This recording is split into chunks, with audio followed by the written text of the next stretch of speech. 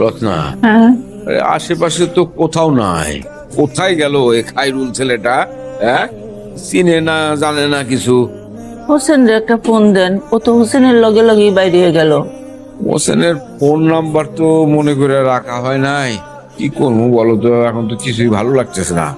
এটা তো একটা চিন্তার বিষয়। কোথায় যেতে পারে ও?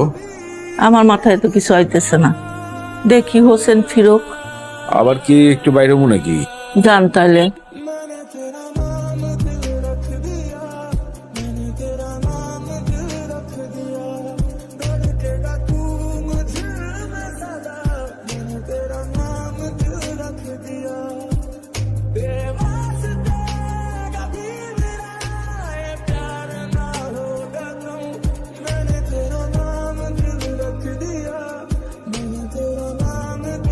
মা এই নাও।